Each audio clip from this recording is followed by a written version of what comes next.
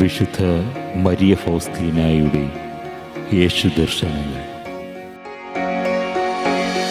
എന്റെ മാതാപിതാക്കളെ വിട്ടുപോരുമ്പോൾ അവരുടെ അനുഗ്രഹത്തിനായി ഞാൻ അപേക്ഷിച്ചു. ദൈവകൃപയുടെ ശക്തി എന്റെ ആത്മാവിലേക്ക് വർഷിക്കുന്നതായി എനിക്ക് അനുഭവപ്പെട്ടു.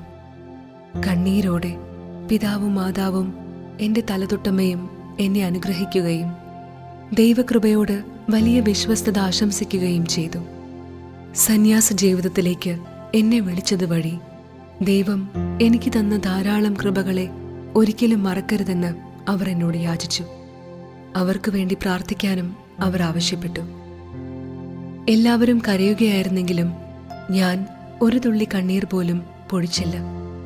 ധൈര്യമായിരിക്കാൻ ശ്രമിച്ചുകൊണ്ട്, എന്നാൽ പറ്റുന്ന വിധത്തിൽ അവരെ ആശ്വസിപ്പിച്ചു.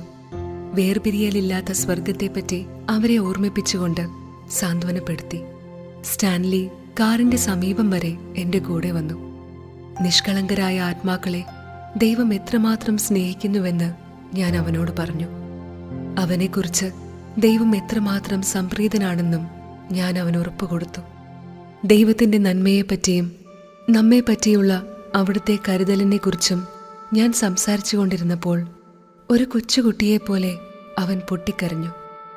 ഞാനതിൽ അത്ഭുതപ്പെട്ടില്ല. കാരണം അവനൊരു നിഷ്കളങ്ക ആത്മാവായിരുന്നു. അവർക്ക് ദൈവത്തെ പെട്ടെന്ന് മനസ്സിലാക്കാൻ സാധിക്കും.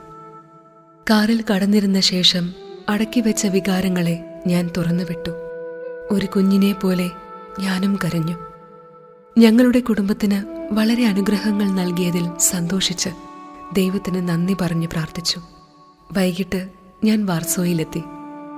ആദ്യം ഞാൻ ഭവനത്തിന്റെ നാഥനെ, ദിവ്യകാരുണ്യ ഈശോയെ അഭിവാദനം ചെയ്തു.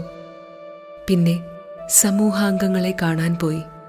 വിശ്രമിക്കാൻ പോകുന്നതിനു മുൻപ് കർത്താവിന് ഗുഡ് നൈറ്റ് പറയാൻ ചാപ്പലിൽ പ്രവേശിച്ച് വീട്ടിലായിരുന്ന സമയത്ത് കർത്താവിനോട് അല്പം മാത്രം സംസാരിച്ചതിൽ ക്ഷമ ചോദിച്ച് പ്രാർത്ഥിച്ചപ്പോൾ എന്റെ അന്തരാത്മാവിൽ ഞാൻ ഈ സ്വരം കേട്ടു: നീ എന്നോട് സംസാരിക്കാതെ എൻ്റെ നന്മയെപ്പറ്റി മറ്റുള്ളവരോട് പറഞ്ഞ് എന്നെ സ്നേഹിക്കാൻ അവരെ പ്രേരിപ്പിച്ചതിൽ ഞാൻ വളരെ സംപ്രീതനാണ്. മദർ സുപ്പീരിയർ മേരി ജോസഫ് എന്നോട് പറഞ്ഞു, നാളെ നമ്മൾ രണ്ടുപേരും യോസെഫിനേക്കിലേക്ക് പോകുകയാണ്.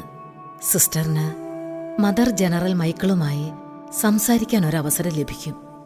എനിക്ക് വളരെ സന്തോഷമായി. മദർ ജനറൽ എപ്പോഴും നന്മയും സമാധാനവും ദൈവാത്മാവും നിറഞ്ഞ ഒരു വ്യക്തിയായിരുന്നു. ഞാൻ അവരുമായി ദീർഘമായി സംസാരിച്ചു.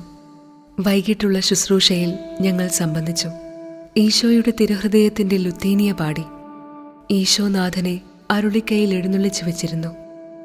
കുറച്ചു സമയത്തിനു ശേഷം തിരുവോസ്തിയിൽ നിന്ന് ഉണ്ണീശോ ഇറങ്ങി വന്ന് എന്റെ കയ്യിലിരിക്കുന്നത് ഞാൻ കണ്ടു. ഇത് ഒരു നിമിഷത്തേക്ക് മാത്രം നീണ്ടുനിന്നു. എന്റെ ആത്മാവ് നിസ്സീമമായ ആനന്ദത്താൽ നിറഞ്ഞു. എന്റെ പഴയ ഡയറക്ടറസും മദർ സുപ്പീരിയറുമായ മേരി ജോസഫിന്റെ കൂടെ ചാപ്പലിൽ പ്രവേശിച്ച സമയത്ത് ഈശോയ്ക്കുണ്ടായിരുന്ന അതേ രൂപമായിരുന്നു ഉണ്ണീശോയ്ക്കുണ്ടായിരുന്നത്. പിറ്റേ ദിവസം ഞാൻ പ്രിയപ്പെട്ട വിൽനൂസിൽ മടങ്ങിയെത്തി. ഓ, ഞങ്ങളുടെ മഠത്തിൽ മടങ്ങിയെത്തിയതിൽ ഞാൻ എത്രമാത്രം സന്തോഷിച്ചു. രണ്ടാമതും മഠത്തിൽ പ്രവേശിച്ചതായി എനിക്ക് തോന്നി.